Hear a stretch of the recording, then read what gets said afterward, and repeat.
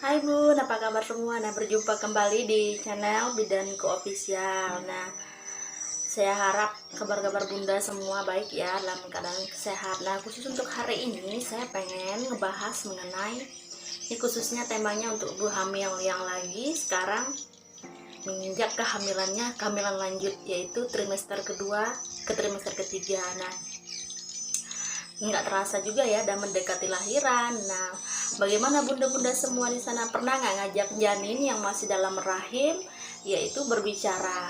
Nah, mungkin masih ada yang aneh ya mendengar omongan saya. Nah, bagaimana bawa janin atau bawa bayi ngomong dari luar sedangkan bayinya masih dalam perut? Nah, ini banyak sekali ya Bun fungsinya. Nah, untuk hari ini saya pengen ngebahas itu, manfaat stimulasi berbicara kepada janin yang masih di dalam perut.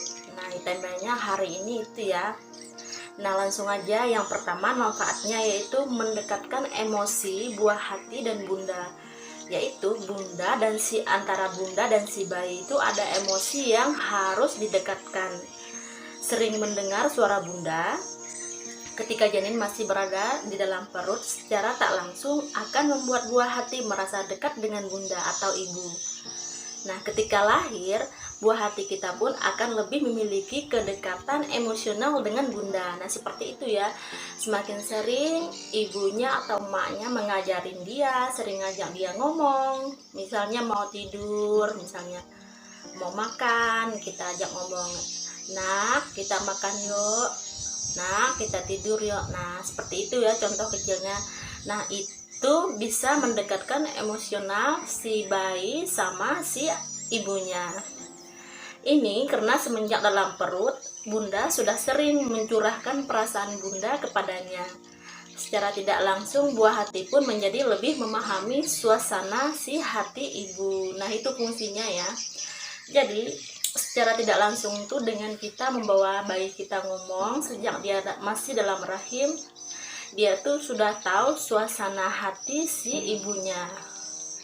Nah, itu ya yang pertama. Yang kedua yaitu merangsang pendengaran. Nah, ini kedengarannya aneh sekali ya. Bisakah bayi mendengar suara kita yang dari luar untuk mengajak dia untuk ngomong kepada kita? Nah, kemampuan mendengar si bayi sudah mulai di sejak usia kehamilan 14 minggu ya bunda ya. Jadi sejak 14 minggu kehamilan, fungsi pendengaran si bayi masih sudah mulai beroperasi ya, meskipun nggak semaksimal mungkin. Hanya kemampuan tersebut tidak akan berfungsi optimal jika tidak mendapat stimulasi atau rangsangan. Jadi pendengaran ini nih, dia tuh bisa optimal ketika atau jika ibunya itu merangsang atau ngajak dia berkomunikasi terus menerus. Nah, seperti itu ya. Nah, ibu juga bisa memberikan rangsangan dengan mengajak buah hati berbicara sejak dalam kandungan. Nah, bunda juga bisa memperdengarkan musik kepada janin dalam kandungan. Dengan cara ini, kemampuan mendengar bayi ketika lahir akan lebih peka dan optimal. Nah, jadi selain kita ngajak dia ngomong, ibu juga harus memperdengarkan musik, misalkan musik klasik, musik-musik yang mendidik lah contohnya ya, musik yang bagus, misalnya lagu-lagu rohani atau lagu apa aja lah, intinya lagunya yang baik ya, ilustrasinya baik. Nah, jadi semakin kita rangsang seperti ini sejak dia lahir, bayi akan lebih peka dan optimal pendengarannya. Nah, itu ya fungsinya ya. Jadi manfaat kita merangsang bayi ini nih sangat penting sekali ya untuk tumbuh kembangnya sejak dari dia sebelum dilahirkan sampai dia lahir ke dunia. Nah, itu yang kedua. Yang ketiga yaitu janin tidak mudah berkontraksi. Nah, ini dia janin tidak mudah berkontraksi. Jadi dengan kita melakukan sentuhan-sentuhan hangat dan suara lembut dari ibunya membuat janin dalam kandungan itu lebih nyaman. Itu ya contohnya ya. Dengan kita memberikan rasa kasih sayang, sentuhan-sentuhan seperti itu. Jadi dengan adanya kita memberikan sentuhan kepada bayi seperti ini, bayi bisa merasa tenang dan tidak banyak bergerak ya bun. Nah, semakin kontraksi keras yang ibu rasakan akan membuat si bayi ini bergerak atau berkontraksi.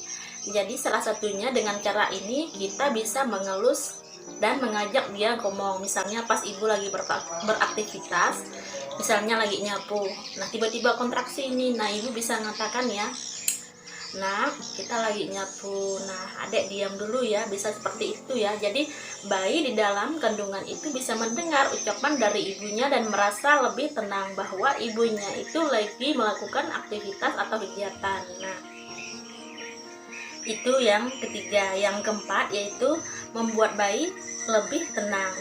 Nah, dengan terbiasa memperdengarkan musik, nah seperti musik yang sudah saya katakan, musik klasik atau musik-musik yang mengedukasi ya, kepada si buah hati yang masih dalam kandungan, akan membuatnya lebih mudah mengenali situasi setelah lahir. Nah, jadi si bayi ini akan mudah mengenali situasinya nanti setelah lahir karena dibiasakan masih dalam rahim sudah mendengar segala musik-musik. Nah, ketenangan tersebut dikarenakan ia sudah mengenali suara orang di sekitarnya. Dia udah kenal suara ibunya, suara ayahnya, atau saudaranya yang lain atau keluarganya yang terdekat yang sering ngajak dia ngomong. Nah, itu yang ketiga ya. Yang keempat, lebih mudah mengenali bahasa. Nah, ini dia perkembangan kemampuan berbicara bayi juga yang sering mendapat rangsangan ketika masih janin akan lebih cepat dan terasah. Nah, bayi yang dari awal di dalam kandungan sering diajak orang tuanya ngomong, jadi ketika dia lahir nanti kemampuan dia berbahasa atau berbicara itu akan lebih baik daripada bayi yang mungkin sejak dia masih dalam kandungan jarang diberikan rangsangan. Nah seperti itu ya. Yang keempat, merangsang kecerdasan otak. Nah otak janin ini bisa kita rangsang atau mulai berkembang sejak kehamilan di trimester kedua. Nah, dengan kita sering melakukan sentuhan atau stimulasi atau merangsang si buah hati kita, misalnya dengan cara membaca, menyanyi. Jadi kemampuan si buah hati ini sudah mulai terasa mulai dari sejak kandungan, dengan terbiasanya ibu-ibu ngajak si buah hati ini berbicara, bernyanyi, dan mengelus. Itu adalah sentuhan-sentuhan yang sangat sensitif untuk si buah hati. Nah cukup sekian dulu ya bun video hari ini. Semoga video ini mengedukasi khususnya untuk bunda yang lagi hamil, dan juga video ini bisa memberi pembelajaran kita sebagai orang tua untuk mempersiapkan persalinan. Nah semoga tips dan informasi ini bermanfaat ya. Sekian dan terima kasih.